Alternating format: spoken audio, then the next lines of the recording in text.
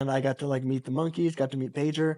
The monkeys hated me. They did not like me at all. I went in and no one told me like, hey, don't look the monkeys in the eye. So the first thing I did when I went in there, I looked all the monkeys and I was like, "What's up, guys? Like, how you doing?" And they all took that as like I was, fronting. I was trying to like You're take their aggressive. yeah, I was trying to take their position in the pack.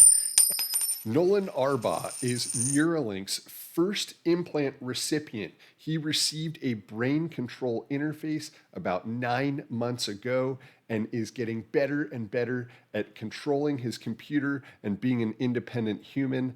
I had a fantastic time visiting him and his family in Arizona. They are wonderful people, and I hope you enjoy this interview. Okay, cool. Get ready, take one.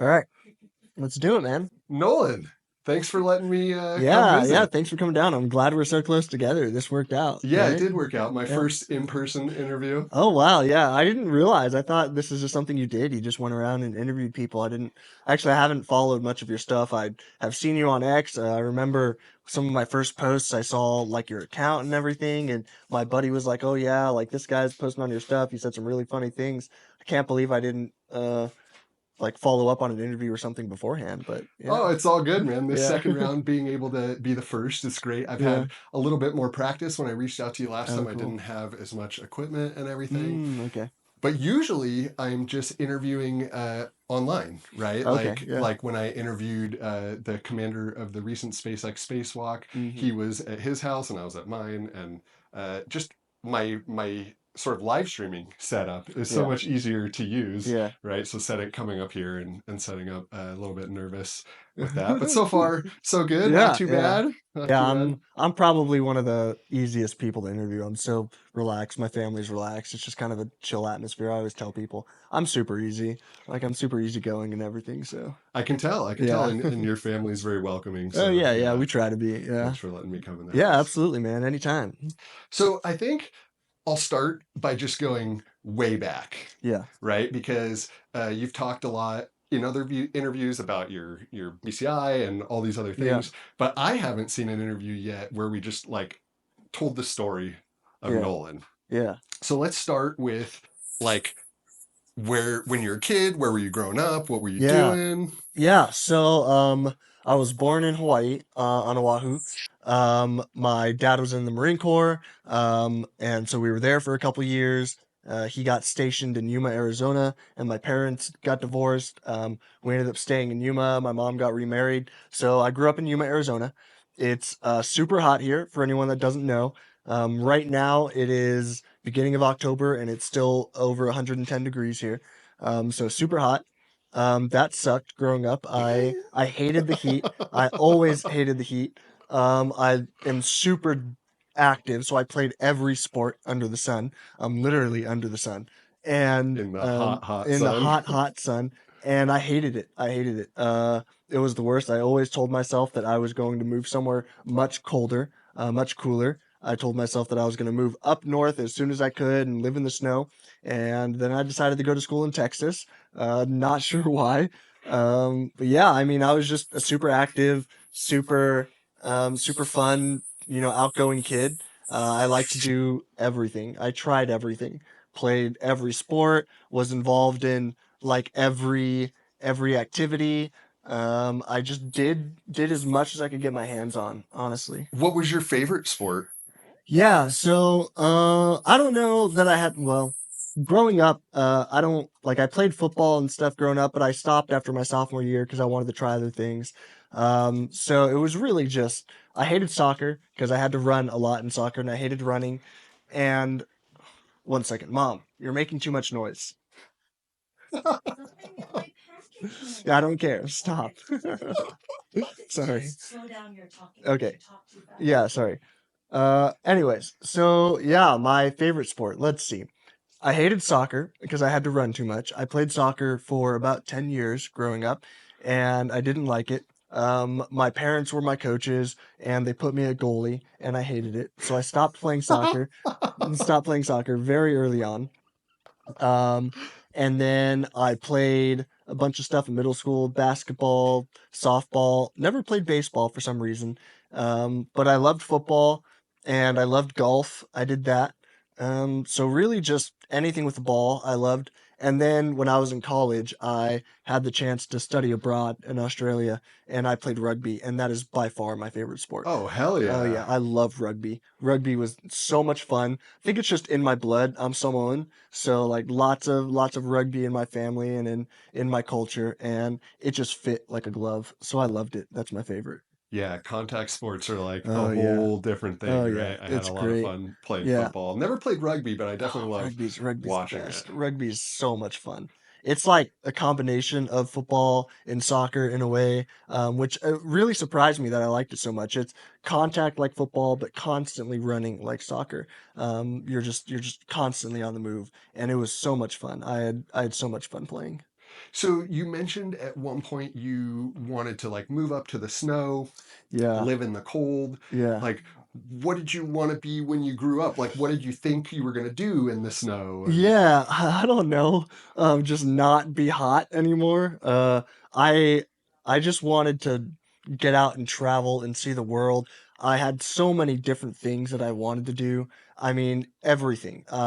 I wanted to stay in school my entire life and get a million degrees. I wanted to be a college professor. I thought that maybe I would like to join the military. I thought maybe I would like to, be a police officer or a fireman. I thought marine biologist, just anything. I was just so fascinated with everything in the world. I wanted to do it all. And I kind of had the wanderlust. I kind of wanted to travel everywhere. There were things that I wanted to do all around the world. I always thought that it would be really fun to move to Europe and do like an odd job for a year in very random places. I had this stupid vision of, being like a fisherman in Italy for a year and being a shepherd in like Ireland or Scotland for a year and going around and being a bartender in some of the big cities in Europe. Just anything. I don't know. I just wanted to experience all the different cultures and ways of life and everything. I got a chance to spend a year and a half in Germany Oh living yeah, abroad and so cool. yeah, working online and everything. And it was cool. It Woohoo. sounds like you're just like a really curious guy, like a Yeah. bit of an adventurer Yep. and sort of always have been. Hmm. Uh, do you like get bored of things quick? Yeah, yeah, I do. It's a big issue. Yeah, I don't know.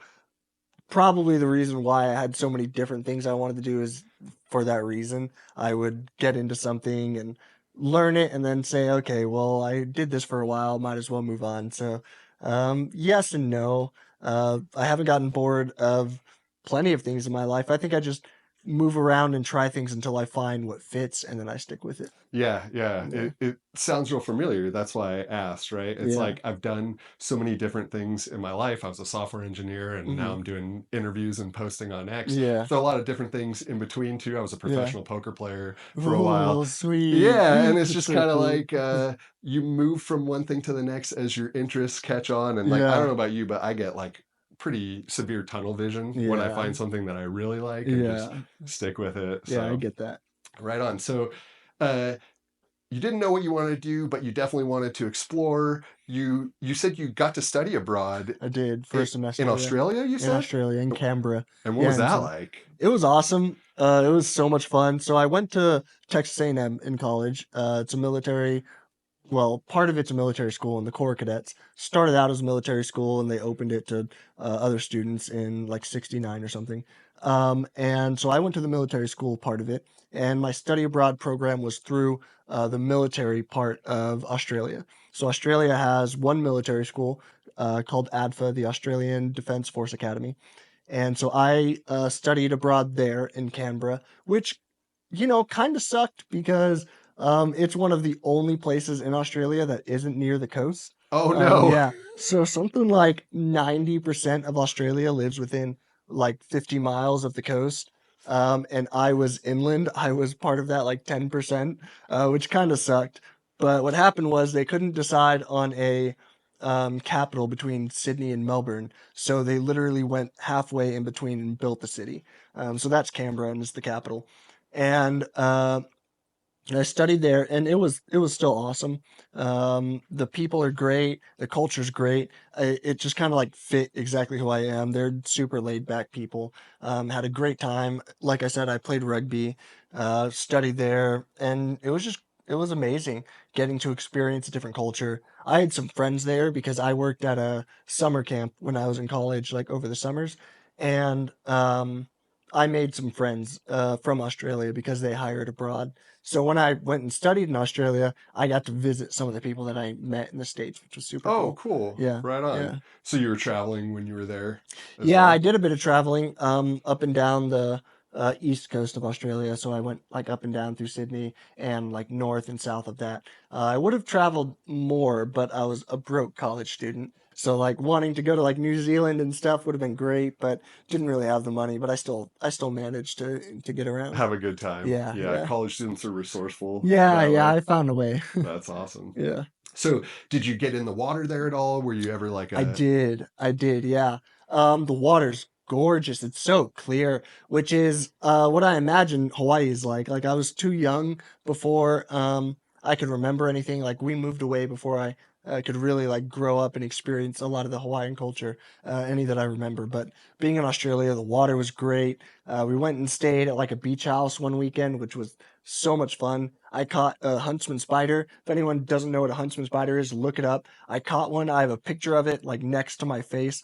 These Australians, they were so cavalier about it. I woke up one morning and I walked upstairs and there was a giant huntsman spider on the wall and everyone had to like wake up and walk by it and they just left it there. And I walked over to them. I was like, guys, there's a giant freaking spider on the wall. They're like, oh yeah, it's just a huntsman. Like you can just leave it. It won't hurt you. I'm like, hell no, I'm not going to leave it. Like I'm not sleeping in the house with that thing. So I caught it and I like put it outside and stuff and took some pictures with it. It was freaking gnarly. So are they just big or are they like colorful? I'll put a picture up on the Oh yeah, screen with they're them. they're massive. They're the size of my face. I took a picture of it and like literally photographed it like next to my face because I had it in a little clear container. They're huge. They're not like venomous or anything, but hell no. Like just no thanks. Yeah, Yeah. that sounds awful. Yeah. My oldest daughter was born in Germany, so like Okay. now all of her friends are like, "Oh yeah, what's it like?" Yeah. I don't know. Yeah, I exactly. Yeah. was one when we moved Uh-huh. back, so that's funny. Yeah, having been born in Hawaii, I'm sure you get Yeah, yeah, questions I like get that that all the time. sometimes. And I mean, it's just kind of in my blood. I'm like Polynesian, Samoan, so like the island blood is strong, and my mom's like super proud of her culture and everything too. So, we have a lot of family in Hawaii and everything. I haven't been back. I was supposed to go back like literally the summer of my accident, but I had my accident and then it didn't work out. But yeah, So your accident was how many years ago now? a little over 8 years. A little Yeah. over 8 years. Hmm. And you got your implant now 6 months ago, roughly? Almost 9 months ago. Almost 9 months Almost ago. 9 months, yeah. So there was 7 years roughly Yep. between the Yeah, injury. about 7.5 years. So let's go back to just before you were hurt. Yep. Where are you then? Yeah, so I had just finished my senior year of college at Texas A&M. I didn't graduate because I was a terrible student. Um, I I I barely graduated high school, so don't yeah. worry. Yeah, me too. Me too. Funny story about that. I so Arizona's 49th in education in the United States. 49th out of 50, next to Mississippi, which is not great. Um, I'm a fairly smart guy, and I just didn't have a whole lot of opportunity for like learning here, and so I was way above and beyond the standards here in Arizona. So I needed to be challenged and needed to, have something better than what was offered. And so I would learn whatever I needed to learn here and then just not go to school. So I probably missed as many days as I attended in high school.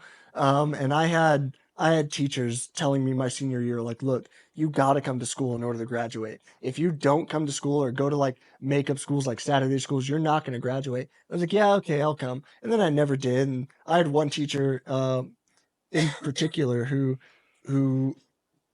told me that if I didn't go to Saturday schools, I wouldn't graduate. It's like if you don't go to every Saturday school for the rest of the semester, you won't graduate. I was like, okay, I'll go. and then I didn't go. Like that week, she's like, okay, you got to go to the rest. And I didn't go. And it came up to like the last Saturday school. She's like, please just come to one. Like, please come to one Saturday school and I'll pass you. I was like, okay. And then I didn't go. And she still passed me. So it was just, it's a joke. Like the school system here is a joke.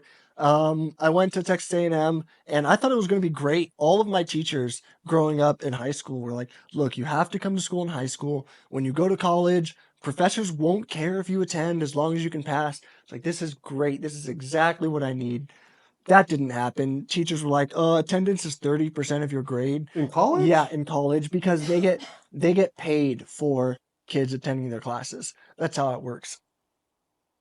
I hated it.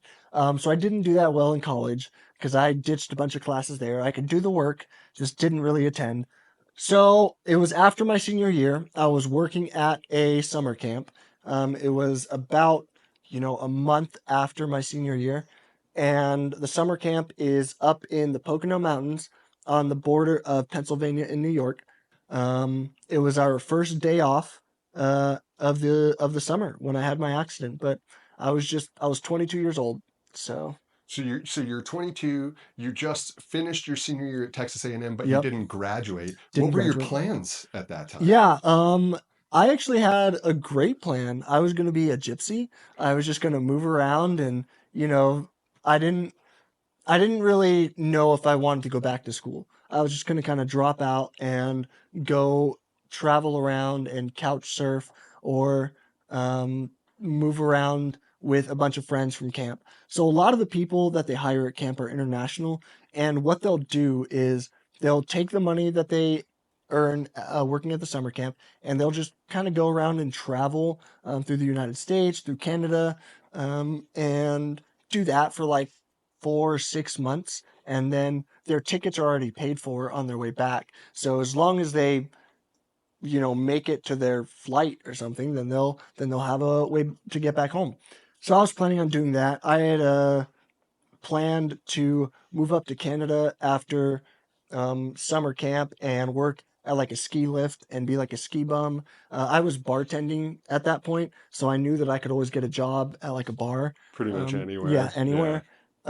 And so I was planning on doing that, just work, 9 months, just kind of hopping around and then go back to the summer camp because I loved the summer camp. It was one of my favorite places in the world. What was it that you loved about the summer camp? I don't know, the people, just the atmosphere. I had formed a really strong relationship with the people who owned the summer camp, and so I just had a really good time being there. I'd worked there, what, two or three, I think 3 summers that I was in college. I would have worked all 4 summers, but one year my girlfriend didn't want me to go back, so I didn't. Regret that a lot, but that's okay. Um, and I don't know, it was amazing. It's one of my favorite places. The people there, the kids there are great. I formed really, really strong connections with the children. I'm still pretty close with some of the kids and their families. One of the families helped me out so much after my accident too. They like kept in touch with me. They'd send me like cookies every Christmas after my accident. It was just incredible. It was I don't know. The people are fantastic. They're lifelong friends. So it's one of my favorite places on earth. So it sounds like you had a plan to be a gypsy, but like you were Yeah. excited about it, Yeah. right? Oh Like, yeah. so like mentally you were in like a pretty good space Yeah. then. Yeah. Yeah. Yeah. I didn't mind like not really having a strict plan. I knew that I could go anywhere, make friends, find a job, and just kind of live my own life. I knew that I was going to be okay. So the first that I heard was that it was a diving accident, but then I Yeah. heard you say on Joe Rogan that it wasn't a diving accident, it was more just like an Yeah. unfortunate, like what Mhm. exactly happened? Yeah, it's a freak accident. I've told every reporter that I've talked to that it wasn't a diving accident, but it's easier for them to say it's a diving accident because it's short and sweet, like very It quick. Like makes diving sense, accident, yeah. right? Yeah. They're like happened in a lake, it's a diving accident. It wasn't a diving accident. It was a freak accident.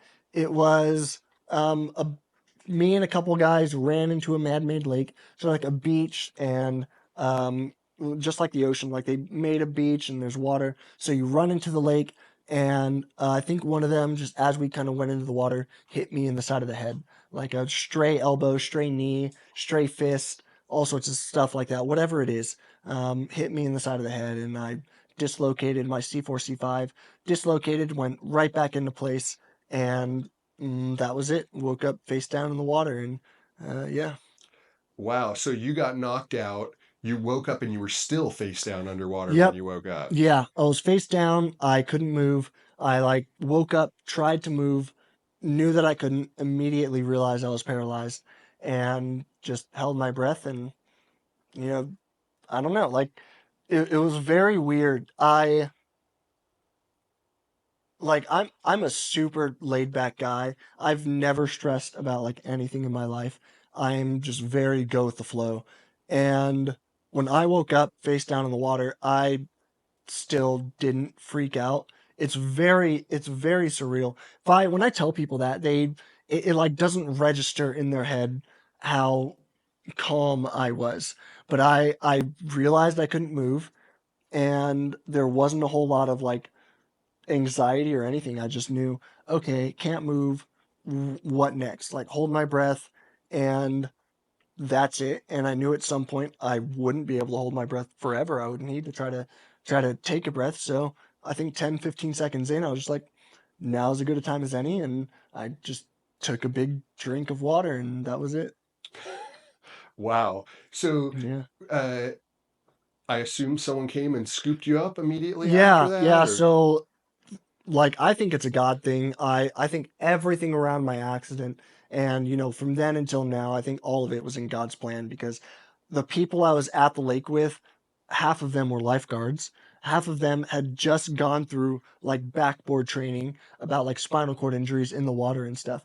So the two people that um pulled me out of the water were two of my best friends from Australia. They were lifeguards at the summer camp.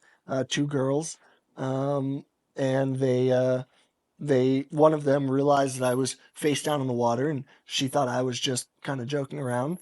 Came over to me and like poked me basically to see what I was doing. She thought I was just gonna like jump up and scare her or something, right? and she poked me, and I just kind of like rolled over slowly in the water, and she had like seen that I had basically drowned. Um, and yeah, then she and one of my other friends pulled me out of the water. So do you have any sense for how long you were under the water before you got pulled out? No, I have no idea. Maybe a minute. Maybe, yeah, I Wow. think that's probably about it. I don't think I was under much longer. Yeah, longer than that, and you might have had like Yeah. some permanent brain damage or Mm-hmm. something, right? Yeah. Wow, that's wild. Okay, so you said you knew immediately that you were paralyzed. You Yeah. couldn't move, and it was like so obvious. Yeah. Did it? Was it like what does that feel like? Uh I don't know. Like I was face down in the water, and just I tried to stand up and I couldn't. And that was it. Like there wasn't much else to it. It's like you're sending the signal and just nothing is happening, Yep. and you didn't panic at all. No. No, it's very weird. I I it's just not in my blood. It's not who I am to like freak out about stuff like that. Since I've had my accident, there have been things where I've had like mild panic attacks. I've maybe had 4 panic attacks in the last 8 years about very little things, but I learned how to manage them very easily after a while. Like I just have to tell myself, okay, like I'm having a panic attack, like calm down, take some deep breaths, and it usually goes away. Um, but yeah, it's just when it happened, I just knew. I knew I was paralyzed. I knew there was nothing I could do about it. Like in my head, it was very logical. Like, okay, you're paralyzed, what are you going to do about it? Like, it's not like there's anything I could do to make myself not paralyzed. So there's no reason to like freak out or something. I thought maybe if I held my breath long enough, someone might come and like flip me over. Someone might come and like help me so I wouldn't have to drown or anything. But it didn't happen. So I figured can't hold my breath any longer. Just, might as well get this over with. Did you think you were gonna die? I don't think I thought about it. I didn't think that, this might be the end. I think it might have crossed my mind, but even like at that point, and when I was going into surgery, when I was in the hospital, I was kind of like awake, and I was trying to comfort the girl that was with me. I had brought one of my friends um, from college to camp with me. And so she was in the hospital with me. She was the last person to see me before I went into surgery. And I was just trying to, be my happy go lucky, like sarcastic, joking self, like kind of lighten the mood, like, hey, like everything's gonna be fine, like it's all right, like you don't need to worry about me, things like that. Um, Trying to crack some jokes and stuff to lighten the mood. I knew that it was a real possibility that I might die and everything, but it never it was never something that I dwelled on at that time. I just knew that, whatever happened happened, and there was really nothing I could do about it. No, like life flashing before your eyes or anything like that? No, No. no, yeah. Okay. So the surgery, it wasn't to try to restore movement or anything. What kind of surgery were they Well, doing? yeah, it was obviously every spinal cord surgery is to try to stabilize the neck. So they put brackets in, and they um, just wanted to get my spinal cord under control and let it heal as much as possible. So it's not like they can go in and like heal the spinal cord at that point because there's just so much damage that has been done to the spinal cord. So they go in and stabilize, and for the next few weeks I was in a neck brace and everything, and then just however much my spinal cord healed was however much it healed, and I would get back whatever I would get back. So they didn't give you sort of like any expectations at that time. They always told me 50-50, which I thought was really funny. I think it's hilarious, honestly. It's a 50, you have a 50-50 chance of getting movement back. I'm like, well, obviously, like everything's 50-50, isn't it? Like either you do or you don't, 50-50. Um, so I think that's hilarious. But yeah, they always said like don't they can't tell you that you are going to get something back because they don't want to give you like false hope. They say that however much your body is going to heal is how much your body is going to heal. They told me that I had a pretty good chance because my spinal cord wasn't like um my spine wasn't broken, it was just dislocated. My spinal cord wasn't severed, and I was super young. I was 22. So they said that I have a decent chance of regaining a lot of movement. It never happened. After 2 years is what they say. Within that first 2 year period is how much is you'll heal as much as you're probably going to heal. Within two Yeah, years. within That two makes years. sense. Yeah, and after 2 years, I was basically left with what I have now. And after that, I decided like it was hard. The 2 year mark was pretty hard, but after a few days, I was like, I can't just dwell in this, so I'm just gotta move on. So at first you were like pretty optimistic and Yeah, I'm sure like fired up and like thinking like I'm gonna recover and whatever. yeah. And was it like exactly 2 years in that you gave up on it, or was it like slowly throughout the period? I wouldn't say that I honestly ever gave up. I don't even know that I've given up at this point either. At the beginning, I wasn't. It's hard. I'm a pretty optimistic guy, anyways. Like, maybe not optimistic. I just know that whatever is going to happen will happen. Like, I believe in God's plan. I know that God has a plan, and I can do whatever I can do to make things, like, do my best to, you know, ensure an outcome is going to happen, but if it doesn't, like that's not my fault. Like I just know that I can try my hardest, and if things work out, they work out, and if they don't, they don't. And so very early on, like there were times when I was pretty angry, there were times I was pretty sad. Obviously, it's impossible not to experience those sorts of emotions going through something like this, but I was always trying, and I still do try to like, wiggle my fingers or try to like move my feet or try to like move my body in some way because every every time you try to move, you're sending those signals and you're trying to form new neural pathways. That's how you're going to heal basically. If your spinal cord isn't going to like heal itself, you just try to make a workaround, and your body is smart enough to do that. And the human body is amazing. So you never know what you're going to get back. So I was always pretty optimistic about what I was going to get back, or I knew that if I tried hard enough, maybe something would happen.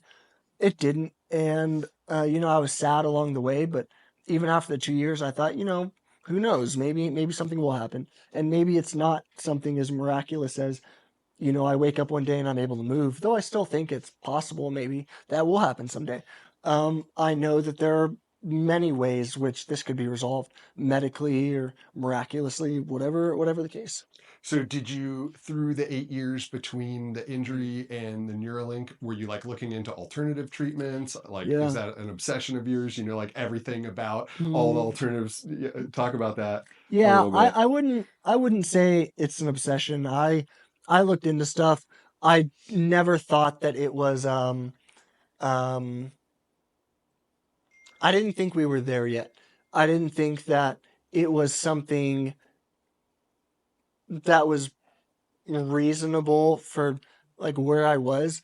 I know that things are much farther along than they were, a few decades ago, but obviously we haven't found a cure for spinal cord injuries yet. So I did apply for some studies. I applied for like a huge database of studies, and I researched some things here and there about some alternative, um, resources to heal spinal cord injuries, but I never heard back from any. I never got accepted in any trials or anything. So I just thought that it wasn't in the cards for me. Interesting. I'm curious, like, what the disqualifier was through all of Well, that. well, so like the first 6 years after my accident, which I think I applied for like the big database maybe around 5 years in, um, I was still not the healthiest person in the world. I was smoking a lot. I like smoked cigarettes. I smoked weed. I still drank a little bit. So those were probably some pretty big disqualifiers. I quit at around 6 years. I was like, I need to stop doing all this stuff. It's not healthy. It's not good for the people around me. Like I had to have someone help me like smoke cigarettes and secondhand smoke. Like I always felt like I was killing the people around me slowly every time I smoked. And I didn't mind if like I was hurting myself, but hurting other people, it was hard to like deal with that. So at around 6 years, I just quit cold turkey. I was like, I can't do this anymore. So I don't really like smoke anymore. I don't really like drink that much, maybe a couple times a year. Um, and I'm sure that helped a lot with like getting me into the Neuralink study. Yeah, sounds like it. Yeah. So, how has your mental state Mhm. changed over those 8 years? Was there like various times where you were like at high highs and low lows, or was it like kind of steady? Talk to me about progress through those 8 years. Yeah. So I was never depressed, I don't think. Um, they always tried to get me into like therapy, like different people, especially at the beginning. They were always asking me, like I had to see a therapist when I was in the hospital for a while. I never needed one. I always thought that I could get through things on my own. They always tried to have me on medications that were like antidepressants, and I got off them as soon as I could. I mean, I was taking geez, like 15 pills like 3 times a day when I was in the hospital. That was too much. Once I left the hospital, I cut all of those out. I was maybe taking like 3 or 4 pills once I left the hospital, a few times a day, and that's pretty low now. I think I might take like maybe 2 pills a couple times a day, Hmm. at this point. So, um, and those are just for like very specific things that I need that I can't regulate on my own. But I was never like depressed. I was sad sometimes, obviously. Like there were times when I like days where I just didn't want to do anything. There were some like lower times over over these 8 years where maybe for like a couple days, a couple weeks at a time, I just didn't really feel like doing a whole lot. But I always I always bounced back. I was always pretty like even keeled. Like I always felt like I managed all of this pretty well. It's weird how naturally all of this came to me. It's a very bizarre situation to find myself in where I like adapted to being paralyzed so easily. Um, I had a I had a really weird interaction with a nurse at one point. A physical therapist, I think it was, in the hospital after my accident. I was just getting used to this chair that I'm in, and I was trying it out for the first time, and he he was saying like, "Wow, you're so good at this. It's like you were made to do this." And I was like, "That's a really weird thing to say to someone," but it was very true. Like I just fell into this whole thing so easily. I was very like comfortable in this chair. I was, I don't know, just so okay with my lot in life. And so I was never very depressed. I had a great support system. Not very many people are as lucky as I am to have a family that wants to take me in and help me, to have friends who are just constantly around, like visiting me and keeping my spirits up and stuff. So I think that was a huge part of my recovery, especially at the beginning. It is wild when I was, sort of learning your story myself, at certain points, it feels like you were meant to be the first person to get a Neuralink brain implant, right? I mean, like your attitude about it and everything else. I don't know that I could have volunteered to be first, even if I was in your position, right? Like I would be so Mm. nervous about like all the different things. Let's talk about well, okay, first of all, at any point during those 8 years, did you ever consider the idea that you might get a BCI or a brain computer interface? No, I didn't even know about them until I applied for Neuralink. I had no idea that they existed. So your friend is drunk because he's preparing for a wedding. I'm glad you know that. I'm so, I've I've tried so hard to make that like the narrative that he's just a day drinker. It's so fantastic that this is like in the know with I people. love it. Yeah. I don't know how many people know, but I know, Oh right? yeah, good. And Yeah. more people will know Yeah, after good, this. good. Yeah. So he wakes up and he's preparing, testing his limits so that Tolerance, he's his yeah, tolerance so yeah. he's ready. And he stumbles upon the Neuralink announcement. Is he Yes. like a fan of Elon's, or how did he Yeah. figure out about Yeah, it? he's in the Elon sphere, so he was actually just looking up SpaceX that day. And so he Googled SpaceX and just saw that it was the first day that they had opened up human trials for Neuralink. And Yeah. he's like, hell yeah, I'm gonna contact Noland, Yeah. and Yeah. so you're giving him your information over the phone, and he's entering it. And what's going through your mind at that point? I mean, I didn't expect to hear back from them in a million years. So I was just joking around online. Like he texted me. He was like, "You want to get a chip in your brain?" I was like, "Sure. Like, why not?" Like, just kind of jokingly, he called me, and like we talk on the phone pretty regularly. And so he called. He was like, "Okay, I'll help you apply online." I'm like, "Sure, man. Like, that's fine." We were joking around on there. Joked around about all sorts of things. Like, I always tell people that I asked for an Iron Man suit. Like I was just like it was just it was not something I was taking seriously at all. Um, yeah, it took us, I don't know, maybe like an hour to do over the phone, and we like sat on the phone for a while outside of that, just talking about other stuff, and it just didn't even cross my mind that it would ever come to anything. So you at that point were just kind of like, this is we're screwing around, and Yeah. Elon's never going to contact me about Yeah, this. yeah. And I remember like within the first day that I applied, um, there were a couple things on the application where I was like, man, I think I should have answered that differently to like give myself a better shot at this. I think I had there like for one thing in particular I remember is there wasn't like an area for like some college. Like there was only like I graduated high school or I graduated college.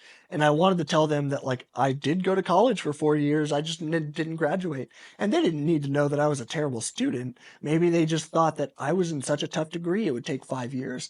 So I like emailed them at one point, like, hey, just want to let you guys know that like I did go to college for 4 years. I just never graduated. I didn't know if that would make a difference. Because on the application I wrote like high school graduate because I didn't want to lie and say that I was a college graduate. So I emailed them and did that. But outside of that, I was like I probably won't hear back from them. do you think intelligence or education was one of the qualifying factors for it? I have no idea. I have no idea what their criteria were. I had heard at one point, maybe in the last few months, that someone had read my application and they kind of knew immediately that they wanted to work with me. I wonder what it was. No clue. I think it's the iron I was going molecule. to say, it I must be think like that's your what it sense is. of Yeah. humor that you had Yeah. going or something, right? hmm I think for early people, at least, like a lot of it's got to be the attitude, right? Because only a certain person is going to be Yeah. good Yeah. doing this sort of thing. So at what point did you think, this might be real? And what did that feel like? I mean, at the very beginning, like I heard back from them within like a day of applying, and they said like, "Hey, we want to set up like some interviews," and I have to have like my family do everything for me, like get me out of bed, get me ready for interviews, like set me up with a computer and everything. So I asked my family like the next day, like, "Hey, I know you guys are busy, but can you set me up for an interview in like a couple hours?" Because when they asked if I could, like they wanted to move forward and do interviews, they sent me a link to like select a time slot. And my immediate thought is, or I guess was, just try to be the first at anything you could. Like try to apply, try to like fill in the first slot that they allow. So I did that on every step that they allowed. We want to do an online interview. So like, okay, I'll do the earliest one that you guys want. Um, and the earliest one that you guys like allow. So I asked my family, obviously, like, hey, can we do this in like a couple hours? And they're like, sure. Like, what is it? I was like, oh, I just applied for this study. Don't think I'm gonna get it, but I might as well like do the interviews and everything. And then about few weeks in, they asked if I could go up to a hospital to do like a full day of testing. And that's when it kind of got real to me. They were like, we want to do a full day of testing. This is the final stage. And if you pass all of these, then, you might be one of our candidates. What did you know about Neuralink at that time? Um, when I applied, nothing. After I applied, I looked some stuff up, uh, did some research on it, and over the few weeks, I like learned more.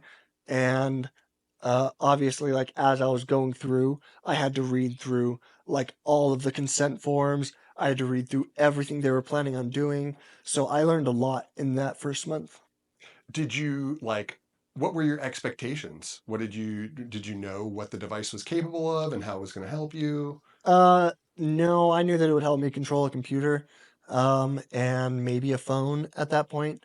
That was about it. And I knew that being, maybe the first candidate would probably come with a bit of exposure, some notoriety, uh, and that was about it. Like I didn't have a whole lot of expectations with it, honestly. I tried the entire time. You can ask anyone around me, my family, my friends, my buddies, anything like that. I told them I was keeping my expectations very level. Like my buddy that called me, he was so excited all the time. He was calling me every day. And I was like, dude, I know why you're calling me. I haven't heard anything back. Like, stop asking. Like, I'll let you know when I know, okay?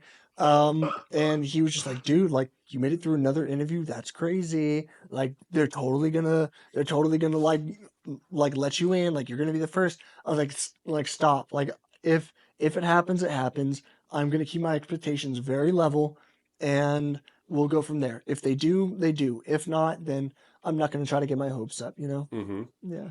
So did you like visit the Neuralink office? No. Not at all. Nope, not at all. Didn't have any interaction with anyone from Neuralink until, geez, maybe a couple weeks before my surgery. hmm So maybe like 3 months in. Before that, it was all the Barrows staff, like the people who are actually going to be doing my surgery and like the medical staff, Okay. the study side of things. Yeah, that's who I was interacting with all the time. Uh-huh. And then you said like a couple weeks before the surgery, you started talking to Neuralink Yeah, folks. yeah. 2 or 3 weeks maybe. I can't remember exactly when. Um, some Neuralink staff came to my house and they kind of walked me through like what sort of their plans were with Neuralink and like their role in it, my role and stuff like that. Did they introduce you to like any of the things that they were already doing with the monkeys? And have you got to see or meet any of the other Neuralink recipients? Did you get to hang out with the Yeah, monkeys? yeah, I did. I went and visited the office like after I got my implant, maybe like a month after I got my surgery. I went up to the Fremont office and so they did not like me at all. But I got to meet them, and I interacted with them, got some pictures and stuff, so that was cool. Awesome. So did they show you like any of what's coming next or? Yeah, I mean, I've seen a lot of like what they're planning on doing, like a lot of the things that they've shown already. Like they did like an all hands in 2022, so I got to see kind of like where they were doing everything and some of the stuff they were working on. So I got to see a little bit behind the scenes, but I know maybe a little more than a lot of other people, just because I'm working with them every day and stuff. So Mm-hmm. yeah, Mm-hmm. Okay, so uh what were they what when you did first start talking to the Neuralink team, yeah, what was that all about? yeah. I don't know. Like they were just trying to show me exactly what they were planning on doing with me, talking through a lot of like, you know, what I would be doing in the study, sort of their hopes and goals were with me being in the study, what it meant for me to be like the first person and things like that. Um, and, we're always talking about future applications of this thing and what it's capable of doing because we are like I'm the first person to have it. We don't really know what it's capable of. So we're always learning, we're always surprised. And at the very beginning, like they had a lot of like hypotheses about what it might be capable of, but they didn't really know. Like they just wanted to try a lot. They wanted to test all of this. So they were just really, really excited. So have you been to the Optimus factory yet? No, no, I haven't. I went to the Gigafactory and I thought that that might be where like they kept some of the Optimus robots, but it's not. They must keep them somewhere in California or something. I think that there's actually a couple on the line now, but I don't know if they're in the line in Fremont or Mm, Giga yeah, Texas. But I didn't get to see him. I really wanted to. yeah, Yeah. yeah, I feel like that's the natural next step for you, right? Yeah, yeah. So at some point, you're going to be controlling things other than your computer I hope and or your so. phone. Yeah. That hasn't started yet. Right now, it's still No, just no. your computer. Yeah, they have to get FDA approval for a lot of this to control like physical machines and stuff Oh, like that. Yeah, really? yeah. But what about phone? No, well, that's coming maybe in this next week. Yeah, Wow, so how it's about to happen. exciting! Yeah, How exciting! That's yeah. cool. Mhm. I guess does that free up any sort of like new things that you can't do on your computer once you get the phone? Yeah, I mean, there's definitely a lot of things that you can't do on a computer. Like if you go through even like the app store on a computer, there are things that you can't do on the computer that you can only do on like phones and stuff like that. So it'll be a bit different. I'm looking forward to doing a few things on the phone that I can't do on a computer right now. But we'll see. I'll probably post some like videos of some cool things that I'm doing on my phone. So what do you imagine? What do you want to control? Ooh, everything. I mean, I've said this many times before, but like Optimus Robot, definitely. Like I want them to get me Optimus Robot's Yeah, you should control. have the first one. Oh yeah, I hope so. I always think like they should give that to me, but maybe that's gonna be like P2, P3, P4, Once like they're different safe in the participants. factory. Yeah, yeah. Like once like they gave me, first crack at a lot of things, maybe like one of the next participants is gonna be like the Optimus participant or something like that. No way. No way. It's Yeah, got to be I you. don't know. I hope so. Fingers crossed, but we'll see. But anything. I've had people reach out to me of like controlling cars, controlling drones, like controlling, different cameras and things, like all sorts of different really, really cool stuff. So, anything that I can control, I want to. But you're like by law not allowed to do that until it Yeah, has FDA because it's approval. yeah, because it's like an experimental technology. I'm not allowed to like control anything out in the physical world because it's technically like because this is a safety study still, so they don't know if it's safe for me to control stuff like that. Mm-hmm. Yeah, Mm-hmm. I guess it could potentially go haywire in one way or yeah, another. yeah, So, have you had anyone offer to like build you devices and things like that? yeah, And you just kind of have to tell them I can't yeah. do it. Can't do it. That's got to Yeah, be so hard. I yeah, would be like, yeah. shh, don't tell anyone. I've had someone say that to me too, like Neuralink doesn't have to know, like as long as we can like figure out how to connect this thing to things, and like it'll be fun, and so like I mean, as a tinker, like I would love to like Yeah, build stuff, right? That would yeah. be so cool. I'm sure there's millions of Yeah, people that would love to do one of that. the ones I was most excited about that hasn't really panned out was I had a NASCAR team reach out to me to control a NASCAR Oh, car. Yeah. damn. Oh, I want to do it so bad. I Oh, I want to can do it only so imagine. bad. Yeah. Racing is my sport. So Oh, like really? yeah, Yeah. motorcycle racing specifically, but any racing Ooh. gets me Yeah, going. I got into F1 a few years back. So man, I've never been a big NASCAR guy, but like that summer that I had my injury, I had a few like buddies of mine who were into NASCAR. We had planned to go to the Pocono racetrack up there. And so I was really excited to do that. But I mean, I love driving. I've always been like a super, I always thought I was a super good driver. I always thought I could have been a race car driver, but even like in my chair and just all sorts of things that I've ever driven, I'm just kind of fearless behind the wheel. So I was talking to some NASCAR people about it. They're like, "That's perfect. That's you're like, this is exactly what we need." So I hope it happens someday. We'll see. That's so crazy. So you've played Mario Kart now. Yes. Yeah. How is your like degree of control? Because the way that I understand it, it's like sort of one thing at a time, right? Whereas driving, you're like operating maybe the gas and the brake and turning and like. So where are Yeah. you in terms of like being able to do that complex level of control? Yeah, I think we're almost there. I think like with Mario Kart specifically, um, it's a bit tricky because it's different than controlling just like a cursor, like a mouse. Mm-hmm. It is different. There's a lot more buttons involved in things, so they have to build like a whole new interface basically because they're different. When I first played Mario Kart, they basically just translated like a mouse, like cursor control, one to one with certain buttons on a like controller to play Mario Kart. Now they're working on like building a whole new like interface for a controller for Mario Kart or something. But it's not something that's at like the top of their list of priorities because you know they still want to do like a bunch of experiments with other things with me, and Mario Kart is just sort of like a cool thing that I can do in my spare time. And the team's not huge. Like Neuralink's not a massive company at this point, so they have to devote their manpower to very specific things, especially with like another participant already being here. So Mm-hmm. Mario Kart's kind of put on the back burner, but I'll like I'll throw it in every now and again. I'm like, hey guys, like still looking to play some Mario Kart whenever you guys are ready. So we'll see. What does building one of those controllers look like? I assume that it's something like they put it on a screen and you like try to associate a certain thought with a certain button and then you just sort of have to like Yeah, yeah. uh So they're actually building it into the app that I use to control the computer.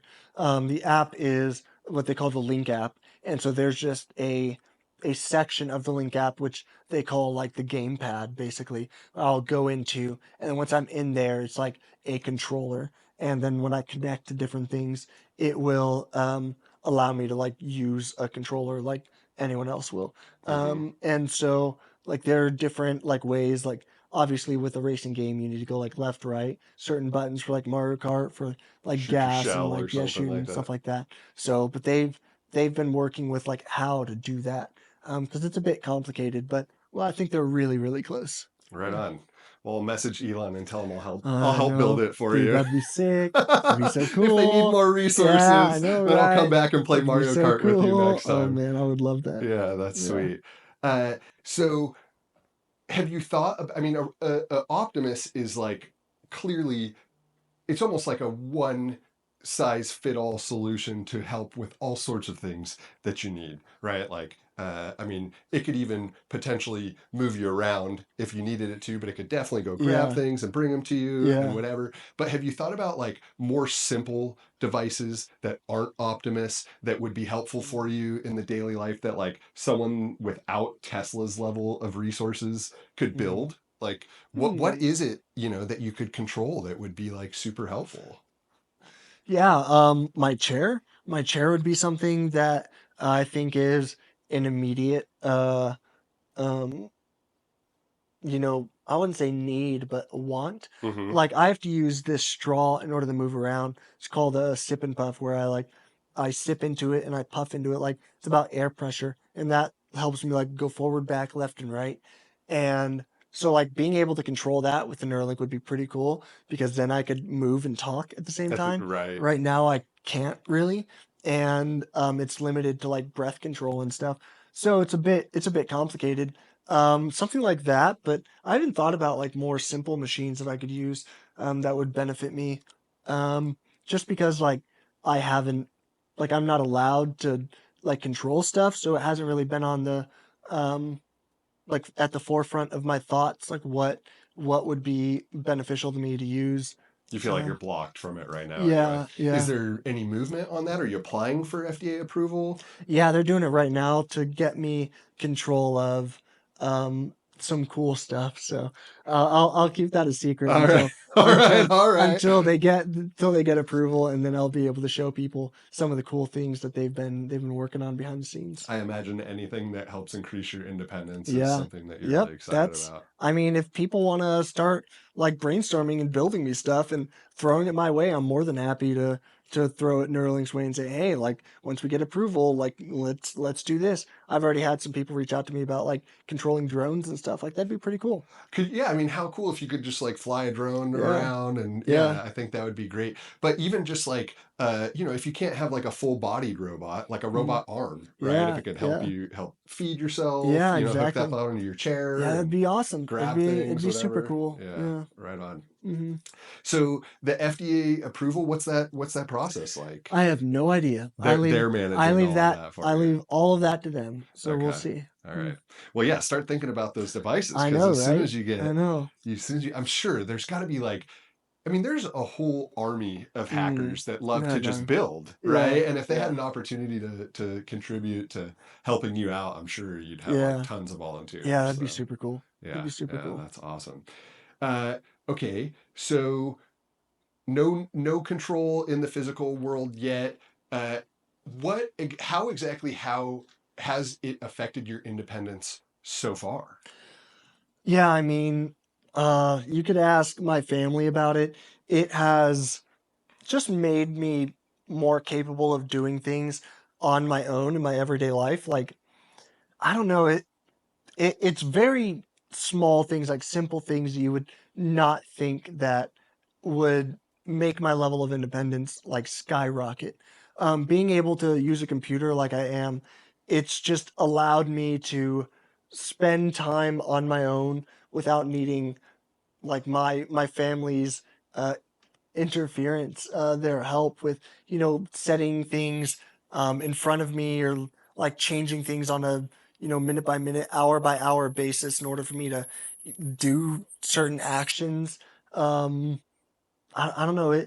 It's helped me interact with people and the world in a way that I never thought I was going to be able to do again, which in my mind makes me way more independent than like I said, than I ever thought I would be.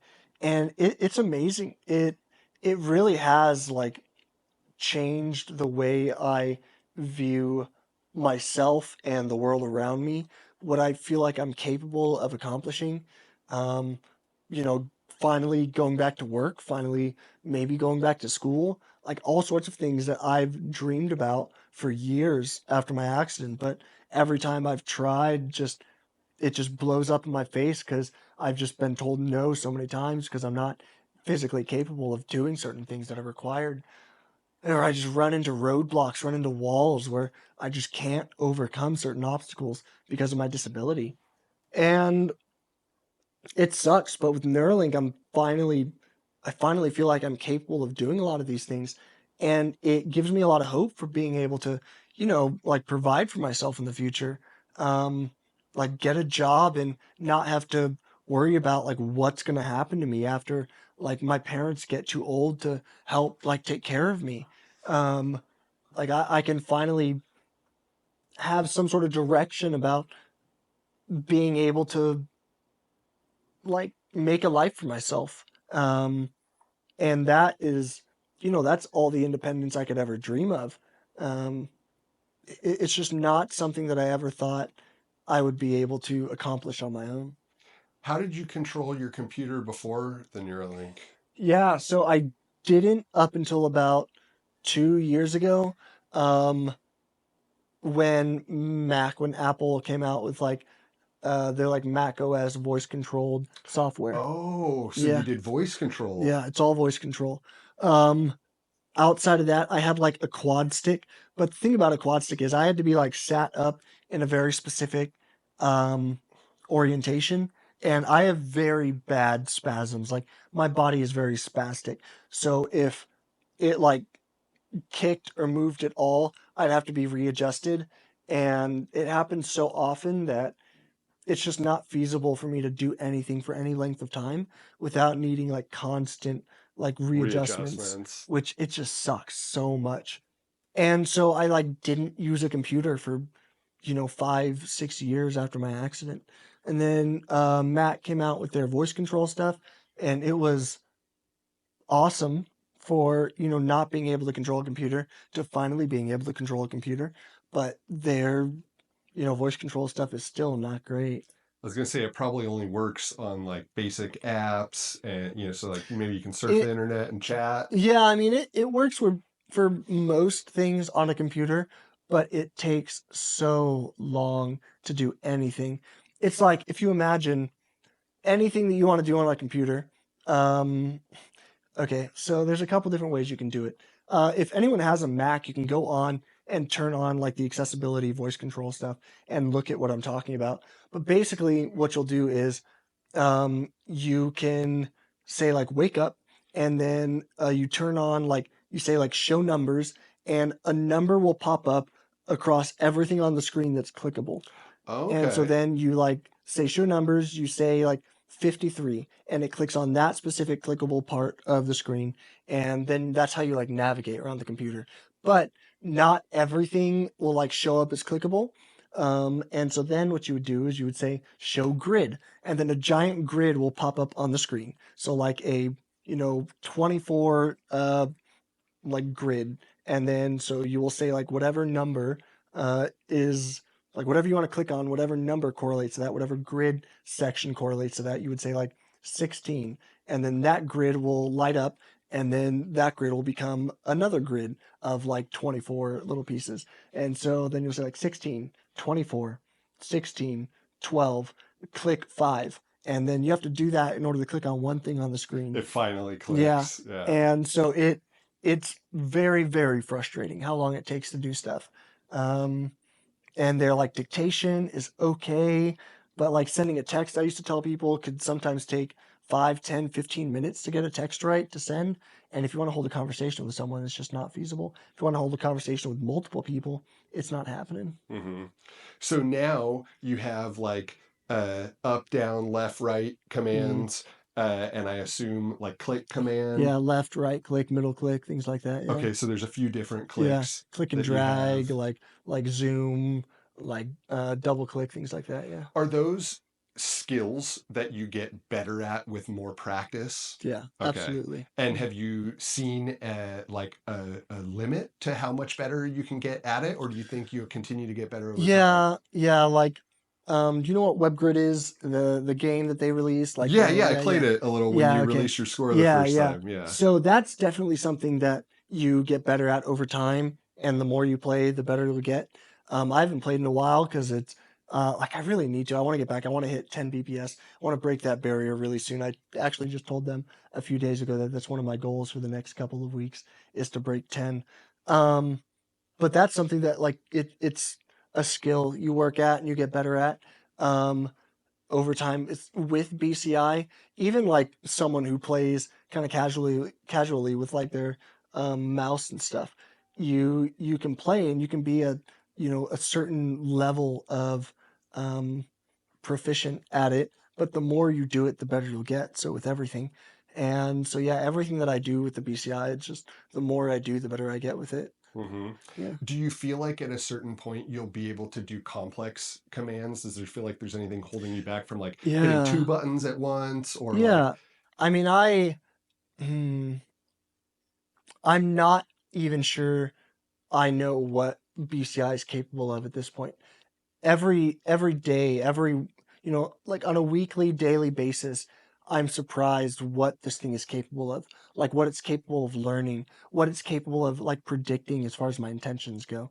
So I think that BCI in the next 5, 10 years is still going to grow leaps and bounds to the point where like I have visions of what it's capable of. I have like thoughts about what it's capable of, but it's not there yet. But I just need to figure out how to like wrap my wrap my mind around like making it do certain actions or like accomplish certain things that I know are like right there. And it's probably a bit of like me and like Neuralink, the software side of things, like working together in some way in order to let it do, like let it achieve its full potential. But this is still very early days. Like I think that right now we're a bit blocked because it's so novel and like we don't really know. And in the next, like I said, 5, 10 years, it's gonna be so much more. Like it's gonna be like I can only imagine. Oh yeah, yeah. I Yeah. mean, I'm sitting here. I haven't had as much time to think about it as you, Yeah. and I already have all these ideas, Yeah. right? And it Yeah. doesn't even really affect my life that much. Yeah. Whereas Yeah. for you, it's obviously a huge impact. Mm, Let's go back to deciding to be patient number one. yeah. Okay. So, like, from my point of view, that's horrifying, right? For a Yeah. variety of reasons. Okay. Okay. Uh, for one, you get the first version, and Mm, that's obviously the worst version. yep. Like every version going forward is only Yep. going to be better. It's never been done before on a human, so you don't necessarily know how dangerous it is. Mm-hmm. Um, and yeah, just there is no one to look at and say like they already did it and they've experienced, this, that, or the other thing. Like, how did you feel immediately when you thought you might be the first patient, and like what was your thought process like? How did that go for you? Yeah. I mean, I thought it was cool. I thought it would open up a lot of doors for me. Um, I was never worried. I was never afraid. I knew that, I would have the very first version of it and that it would only get better. But my thought process went something like this. Um, I was excited to be the first person. Yes, there are a lot of risks, but if I pass this up and let someone else go and something bad happens, I would never forgive myself. I always knew that I wanted to take the risk on in order to make sure that it was safe for other people. Why do you feel like that? Why you? Um, I mean, I just felt like it was my responsibility, and I knew that I wasn't afraid, and I knew that if I was capable and I had the opportunity, that it was my like duty, it was my obligation to do this. And then, like I said, I didn't ever feel like I was worried about it, and so like why not? Why wouldn't I? Yeah, sure, I would have the worst version of this, but I was still going to be the first person to get it. Like I think that far outweighs, it being the worst version of it. I'm sure it's the worst version, but it's still sure it's the worst version, but it's still the first version. Like that's super cool. Well, and you got those past 9 months higher quality of life, right? You Yeah, wouldn't yeah, have had that exactly. otherwise. Yeah. And and then on top of that, like I was just excited to be a part of it and I didn't I thought about like what it would be like that conversation would be like to have with Neuralink or with Bar. I was like, yeah, I know you guys accepted me. I know you guys like chose me to be the first, but I'd rather wait to be the second and let someone else go just to see like what happens. Like like I would never do that. Just made you I feel dirty to Yeah, it think like did. that. It Yeah. did. I didn't like that. Um so like I knew immediately that if they gave me the chance I wanted to be the first. I wanted to be the first before I knew they were going to make me the first. Like I I I was really worried at the beginning honestly that they were going to tell me I wasn't going to be the first because I knew that being the first participant carried a lot more weight and opportunity with it, and being the second like might not have necessarily been, I don't say it wouldn't have been worth it, but it it definitely wouldn't have been as exciting for me. Do you like the responsibility of being the face of Neuralink? Yeah, I wouldn't say I like it. I think I don't mind it. It doesn't bother me that sort of like like being the face of anything. Um, the like fame that comes with it doesn't affect me. I don't think it's gone to my head at all. I'm okay in front of a camera. I'm okay talking with anyone. Like I'm just kind of that sort of person. So I think that it works out. Like I think we're a good fit. Yeah. So let's talk about the thread retraction. Yeah. Yeah. Tell the story in case listeners don't know Yeah. what's Yeah. So happening. basically, like immediately after surgery, um, a number of the 32 threads that they implanted in my brain were like retracting, being pulled out of my brain Immediately. immediately, like from the beginning. We didn't really see many negative like side effects. So like what I mean by that is poor control of the device until about 3 or 4 weeks in is when like we've really started to see bad control of like the cursor and stuff. Um, and so the threads were just pulling out, and so a lot of the signals that they were using they were using to like give me control, were just not there anymore, or were very weak. And yeah, it was a big blow when they told me that at the beginning. It was really really hard to accept. I thought that, they had given me Neuralink, given me this high, and after 1 month I was gonna lose it. It was really really hard the first couple days. I bet. Did you not feel it before they told you? I didn't, like, obviously not physically. Like I don't feel anything physically. I mean, like in terms of ability Yeah. to control the Yeah, yeah. device. For the first like couple days, after around like 3 to 4 weeks, I saw that I was getting very, very poor control. And I thought it was them. I thought they had like tried an experiment and they had changed something and not known what they changed. I thought they had like changed something and then they were like scrambling, like, oh crap, like control's getting worse. Like, what did we do? And so I was kind of frustrated with them. I was like, guys, like, get your crap together. Like, come on, like, make things better again. But I didn't realize that it was something like physically going on with the implant until they told me. And you said it was really tough. Uh, like, what went through your mind at that point? Yeah, so I was in Fremont when they told me.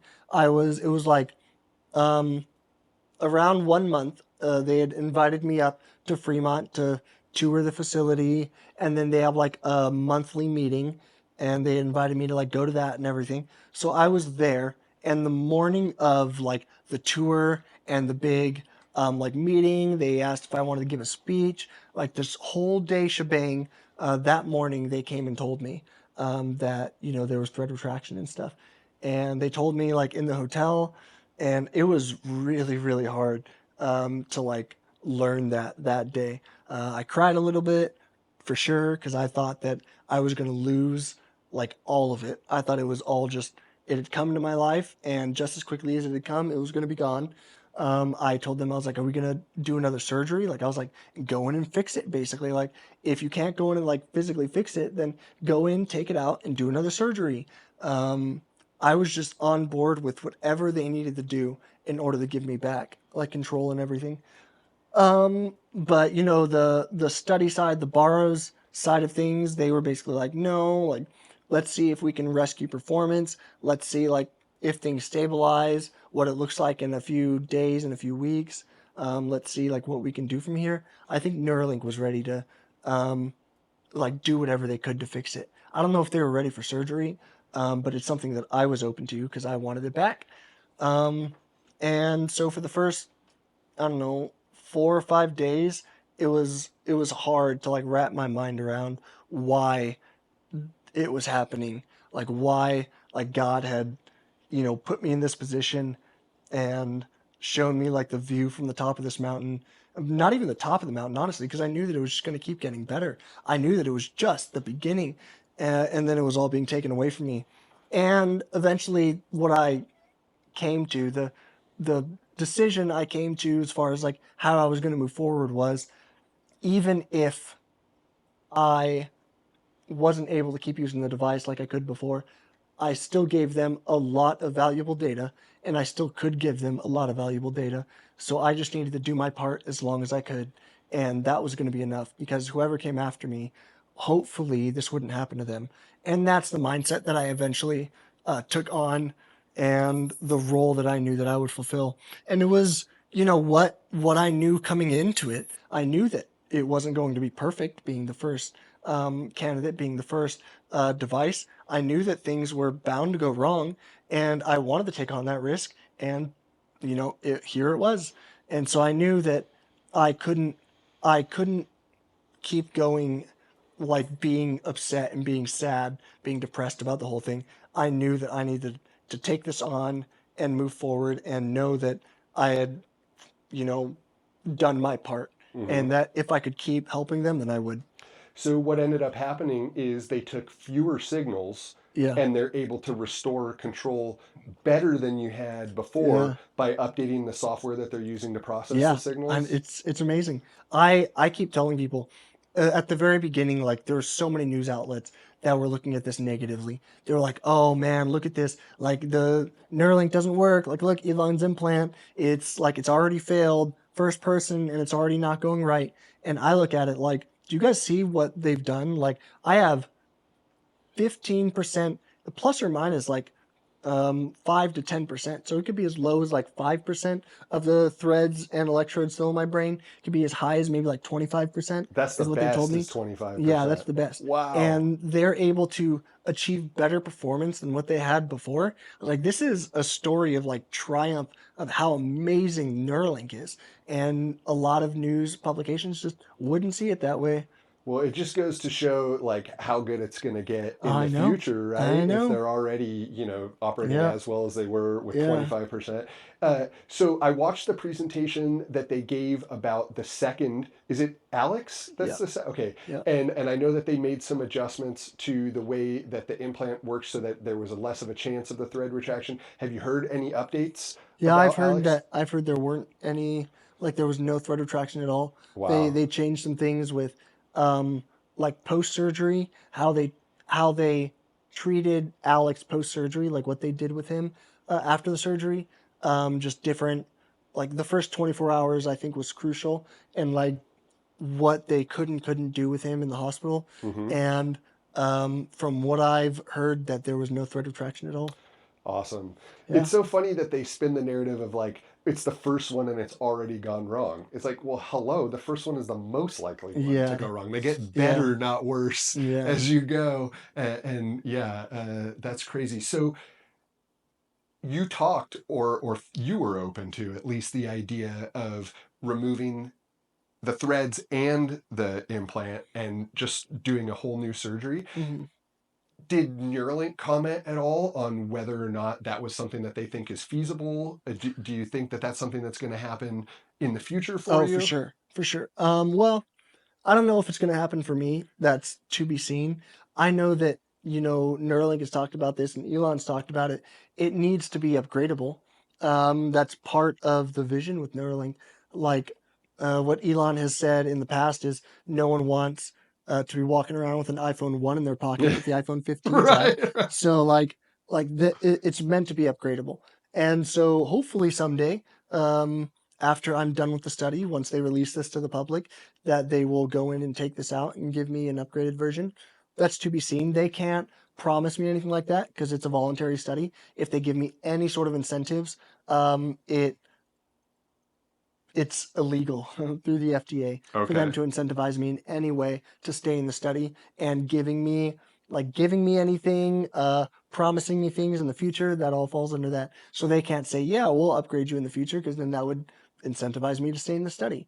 So they can't do any of that. We'll see. We'll see. I hope so. But yeah. What about multiple implants? Yeah, it's something I've talked with Elon about. I'd be open to it if they want to try it. If they want to try it on anyone, they need to try it on someone that already has an implant, or I guess they would go in and do a surgery on both sides of someone. I think that it's feasible. I think that it's not dangerous at all. Uh, right now mine is on the left side. Um, in on my left side of my brain, so left brain controlling my right hand. The threads are in the motor cortex, specifically controlling my like right hand in the part of the motor cortex, and so they could go in to my right brain and implant it to control more of my left hand. Mm-hmm. I told Elon I'd be up for that. I've joked that they could just take off the whole top of my skull and put a giant Neuralink implant. Um, I mean, it's just the surgery was so easy. The recovery was so easy. Like everything about it went so well that I'm not scared about doing one more, two more, a dozen more. Like it doesn't really phase me. Very cool. So, like, work. You said that you want to do work maybe Yeah, again soon. What are you thinking yeah. about doing? I don't know.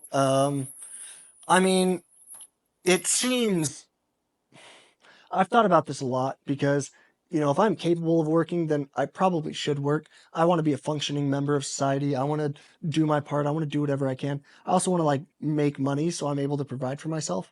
Um, but I don't want to do something that I'm not going to like love doing. And I know that it's kind of an interesting topic with a lot of people. Like either if you can work, you should work. You shouldn't wait for something that you like love to do, things like that. Yeah, I don't know. So I'm I with just you. yeah yeah I want to wait to find something that I would love to do in order to like make my life fulfilling. And I don't want to now that I can work, just go and work at a job where I'm going to be miserable. Like I've I think I've earned waiting a little bit to find something that I would like to do.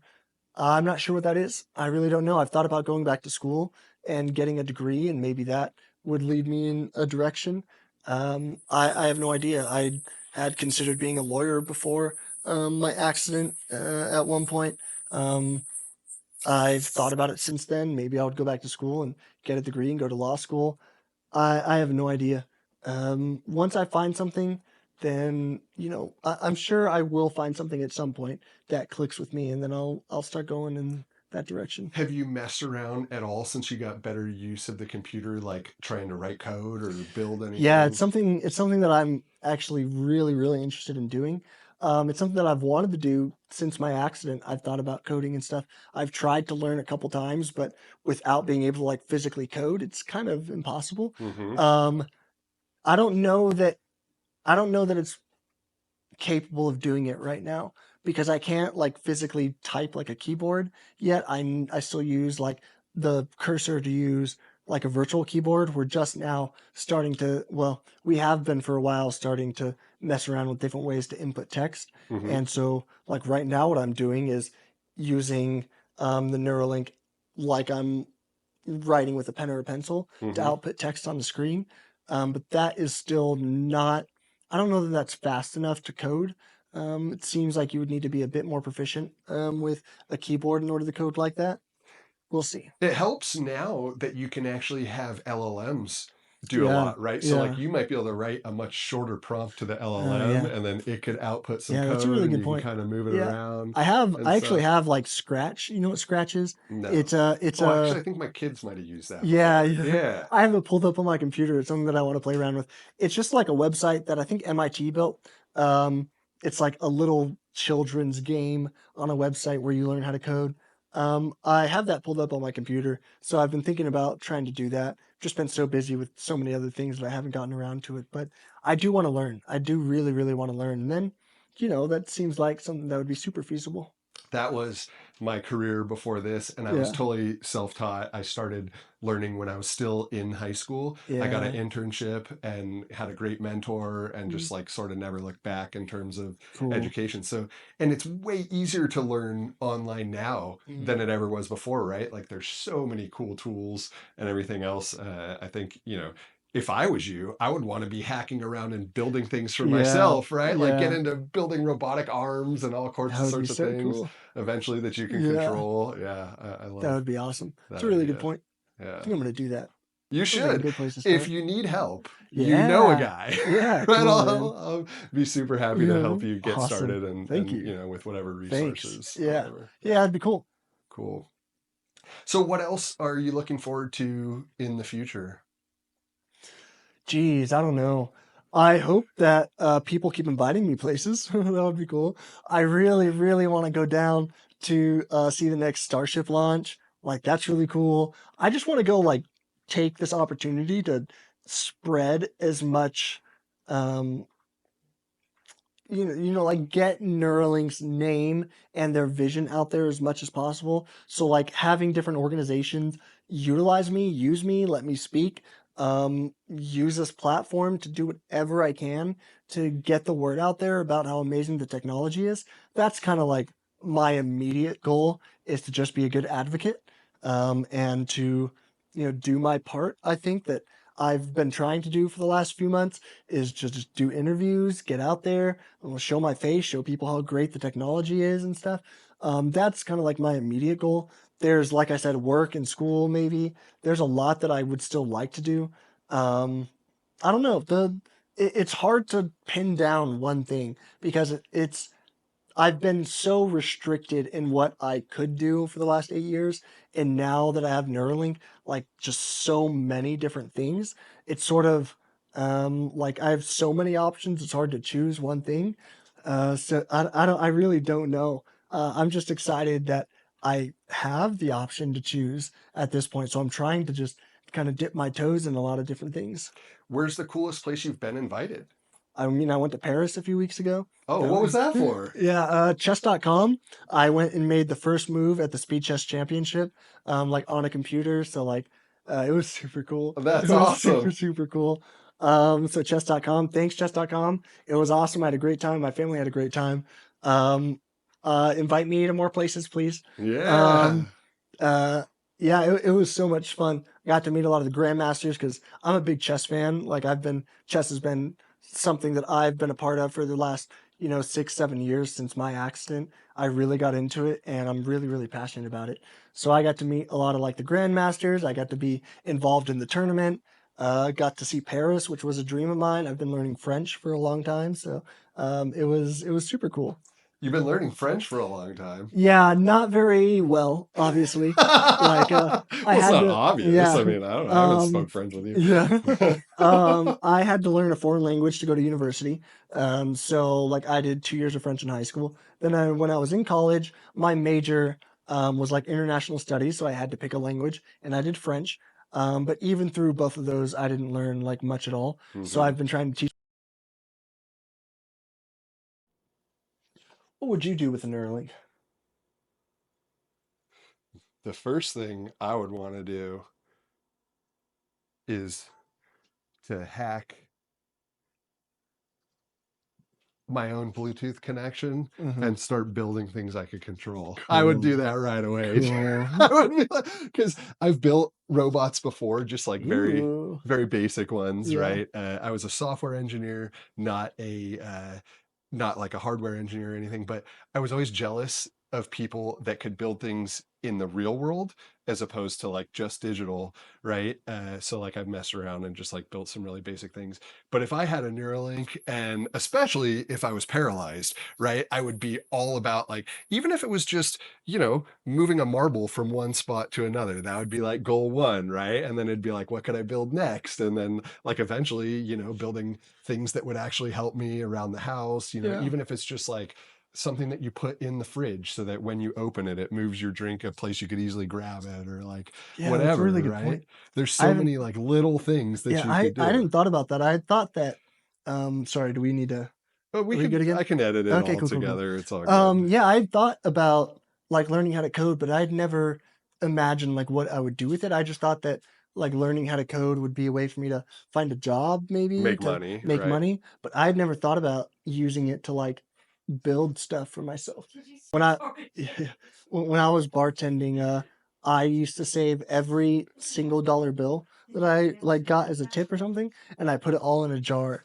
And after four months of bartending, I had like $2,000 or $3,000 saved up in just singles. I felt like a stripper. Um, but um, but I was gonna walk in to buy a motorcycle just in cash, and drive it from Texas up to Pennsylvania where I was having summer camp because I wanted the motorcycle.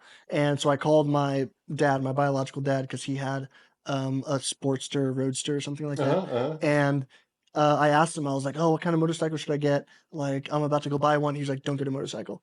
And he was like, "Don't do it. You're not going to be able to make the drive. Like, you're going to hate it. It's going to be terrible." And so I ended up not doing it. And I regret that to this day. I wish I would have just done it. I mean, if I was gonna get a spinal cord injury, might as well Might have just been go. on a I know, motorcycle. right? Much cooler story. Much cooler story. That's hilarious. Yeah. My dad used to put me on the handlebars of his Cool. motorcycle and drive me around the block when I was little. So like as soon Cool. as and then he told me not to buy a motorcycle Yeah. too. But then I realized at a certain point, like I'm in my 20s. Like, I don't Yeah. need my dad's permission Yeah. anymore. And then I went out and bought one and, been a Cool. big. What kind of motorcycle did you get? So back then I got a Sportster. I got a Okay. Harley, Yeah. and I just absolutely loved it. And now I have a Yamaha sport bike, and I Ooh, love that that's too. so Even cool. more. That's so Yeah, cool. I know. Most people don't get older and move from the Harley to the sport The bike. It's sports, usually the yeah, other yeah, way yeah. around, but Wow, that's yeah, I awesome. love it. That's Yeah. so cool. Yeah, I wanted to try Man, other I'm types of jealous. bikes. I'm so jealous. Where were we? I was talking about French. That's right, Um, French. Yeah. yeah. So I've been learning French for a while. It helped when I went to Paris. I got to use some of my French, which is super cool. I've also been learning Japanese because I really like the language. And I got to use that a little bit because I just did an interview with a Japanese guy a few weeks ago. So I used some of it here and there. It's really cool. I love languages. It's another passion of mine. So hopefully in the next 5, 10 years, I'll know like 4 or 5 languages. So it'll be cool. Do you guys need to get by or anything before we keep? Okay. Okay. Wait. Let me Yeah. fix Mm. my face. Okay. Okay. All right, we're good. Mm. French. Okay, so you spent some time in France, and where else have you That's been it. invited to? Yeah, that's it. Well, I've been invited a few other places around the world, some different conferences, a lot of places around the United States. So hopefully, I'm gonna make a few more trips in the next few months, year. Texas, Florida, things like that. I got invited up to Canada for one. Uh, yeah, we'll see. I love traveling, and since after my accident, I flew one time flying, coming home from the hospital. I went to a hospital. I was injured in New York, or yeah, around New York. Was in a hospital in New York, then transferred to a hospital in Colorado, outside of Denver, called Craig Hospital. It's one of the top spinal cord injury hospitals in the world. And then I flew home from Denver to Arizona, and it was one of the worst experiences of my life flying. So I never thought I would fly again. And since Neuralink, I've flown what, twice now, um, to Texas and then to France, and it's just it. I've figured it out, and I've realized that it's possible, and it's given me a lot of hope to like travel in the future. So I'd love to travel anywhere anyone wants to invite me. Hit me up. I'll go somewhere. We'll make sure we clip that one and then get Yeah, it yeah, yeah, viral yeah. right on. Let's go. Invite me everywhere. Where would you want to go? Oh man. I mean, I really want to go to Japan. I really want to go to Japan. I had some Koreans come and do an interview on me. I'd like to go to Korea. Oh, I That would bet. be great. I'd like to go back to Australia and visit and stuff. Anywhere in Europe. There's some great places that I've always wanted to go in Europe. Um, I'd like to go to South America. Maybe to one of the more stable parts of South America. Um, yeah, I mean, anywhere, anywhere. Basically, the whole The world whole was your world. answer. Yeah. Any like you're talking about entire continents and stuff, right? Yeah. Any like specific landmarks or locations or like, Mm. Yeah. Well, like I said, Japan, I'd really, really like to go and just travel around Japan a little bit. I don't know why, but I've just kind of have this fascination with like Hokkaido, in Japan. And then I'd obviously like to see like Kyoto and Osaka, Tokyo. Uh, that would be amazing. Outside of that, I don't know. I'd like to go to Europe and like Italy and Rome and stuff like that. But after going to Paris, like the city's just so inaccessible because it's so old that they can't like they'd have to tear everything down in order to make it more accessible, and they're not going to do that because it's so historic. So I feel like the same is going to happen with a lot of other little Italy's cities. worse. Yeah, Yeah. yeah. So I don't know how good that would be, but I would love to do that. Um, yeah, there's all sorts of places I'd like to go. I mean, I like history. I like the architecture. I like um, just Europe in general. So whoever wants to invite me anywhere. Ooh, I really want to go to Norway. Really want to go to Norway and Oslo and go to like some chess tournaments there. That would be Hmm. sweet. So maybe traveling for chess is a good way to Yeah, make it happen, yeah. huh? Let's. Yeah, chess.com, Yeah, I baby. know Maybe you'll chess.com. be the new spokesperson for Oh man, that would be chess.com full so cool, time. guys. Yeah. Hey, I'll do it. I will absolutely do it. Nolan needs a job, all I right? need a job. give me a job, chess.com. That's great. What a cool Yeah, like end of the story that would be I if you got to know. travel the I world know. and That would be awesome. do opening moves Yeah, everywhere yeah, and I'd be an advocate for anyone that wants to have me. So yeah. I love it. That's Hmm. cool. Um, what do you have like I know you want to spread Neuralink's message. Yeah. Uh, what is it about Neuralink? Like what is it that you want to share with the Yeah. world? This is something that again, like when I did my first round of interviews, every reporter, every um interviewer that I talked to always asked me something at the very end. They said, "Is there any message that you want to get out? Anything that you want to tell people that are watching this? Anything, that you want to say?" And I never really had anything because I didn't really think about this much. I didn't think about, what sort of message I wanted to put out into the world besides Neuralink is awesome. Like everyone support it. I've been thinking about it a little bit more recently, and with the second round of interviews, I think I have a more thought out, put together idea of what I want to say. And I think first and foremost, my passion with Neuralink is helping people with disabilities. Like it's helped me tremendously with my life and what I'm able to do. And more than anything, what I've seen from the community and this outpouring of support and people reaching out to me and just being curious about what the Neuralink is capable of and the future of Neuralink. The message I want to send out to people is, not to give up and to have hope about like what we as handicapped people in the handicapped community and people who have much worse disabilities than I have, people who just have different sorts of disabilities, being blind or not even being able to speak if you have like ALS or something. Like there's a lot of hope for the future with this technology, and not necessarily even specifically Neuralink, but Neuralink is creating this sort of revolution in BCI in the world right now, where it's going to pull everyone else up. Um, Neuralink is leading the charge, but other companies are realizing that it's viable uh, to research this and to make money off it, and there's a good reason to do it. And so I hope that everyone watching this knows that there's a lot of promise for the future, for our lifetime, in being able to move past our disabilities and find a way to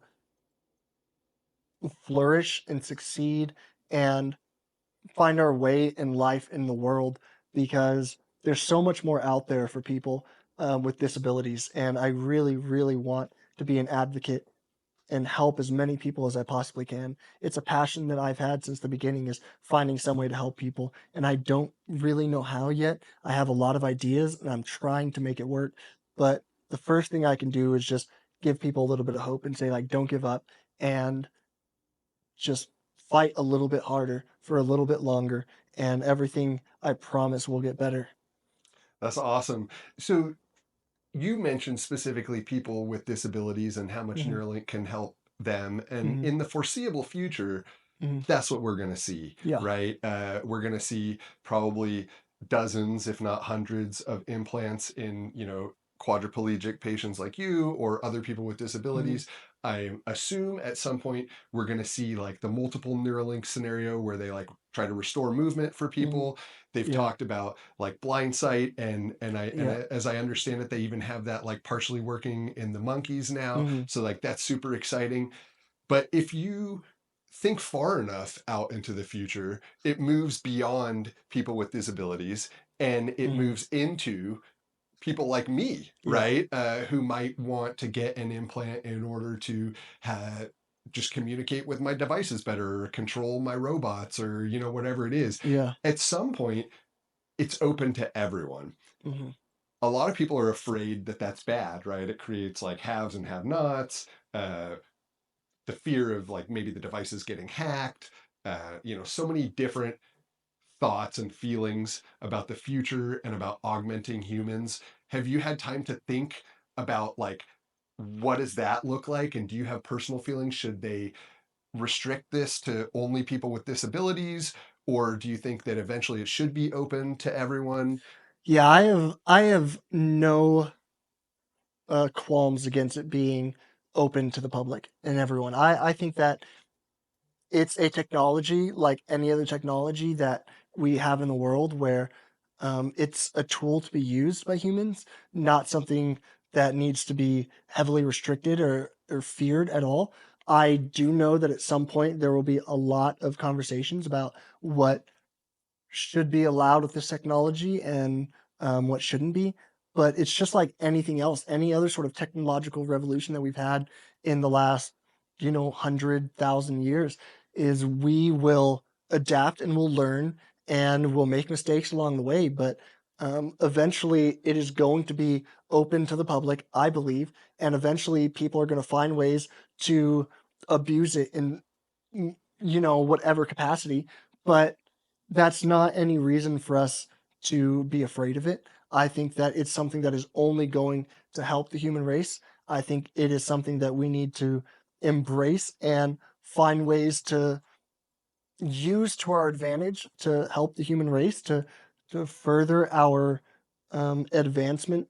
And I think there's a lot of really cool applications that this can be used for. And I don't see any reason why it should um, be heavily restricted in any sort of way.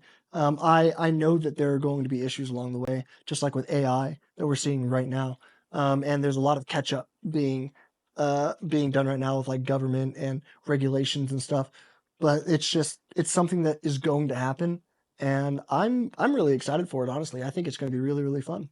So your device, if I understand correctly, it's only reading Yeah. signals, right? So Mhm. you can control things by thinking, and it reads the signal and sends it from Bluetooth to whatever Yeah. you're trying to control right now. It's just your computer. But blind sight means that it's going to need to take input from a camera Mhm. and send signals to the Yeah. brain. How does that make you feel? Yeah, I mean, this is something that I've talked to a lot of people about reading and writing. It reads right now, it doesn't write. It is reading, signals from my brain. It's not actually sending signals into my brain yet. I know that at some point it's going to need to write onto the brain, and that comes with a lot of, you know, ethical concerns about like what they're actually putting into the brain, mind control, stuff like that. Like, you go to extremes and everything. And I know that it's something that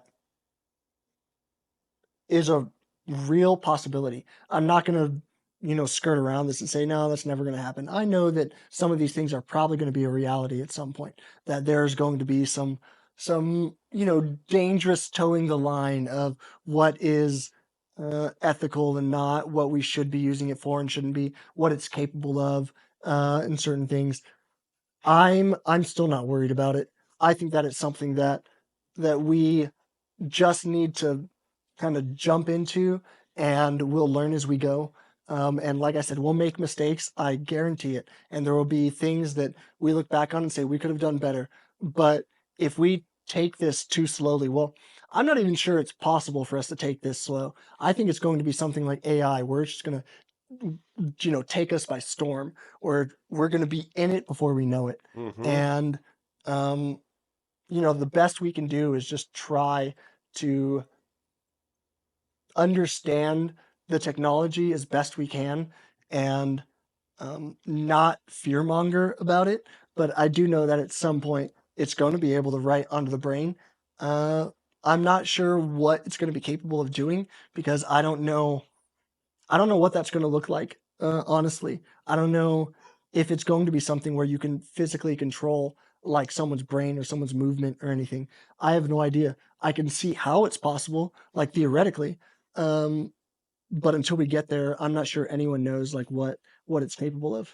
They're going to get so good at reading the signals that you are creating and Mhm. associating them with movement and things that like reversing that probably Yeah. won't be super hard, right? They'll Yeah. know the right voltages and Mhm. everything else in the right locations. Mhm. Be wild. Would you be as willing to be patient number one for that sort of technology as you were the other way around? Was it Yeah. the read only a factor for you or? No. No, I think at this point I've given so much of myself to this technology and to Neuralink that I would very gladly, happily be the first patient in whatever they want to try, because the people at Neuralink are in this to help me and to help others like me and to help, just people in general, humanity in general, that I'm not afraid of them, like what their motivations are, because I know their motivations. I've been around them for 9 months at this point. I know exactly what they're trying to do, what they're looking for, and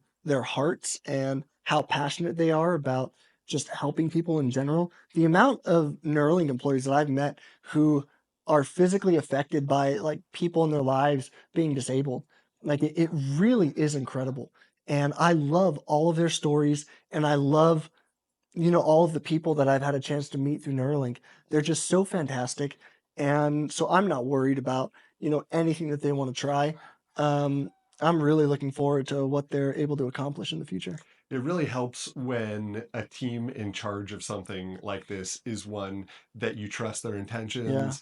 Yeah, I think, Elon is someone who's earned my trust over a long period of time, and it Hmm. sounds like he's been hiring the best at Neuralink. So Yeah. I Yeah. love to hear It's that. it's one thing to, see Neuralink in the news and read about it.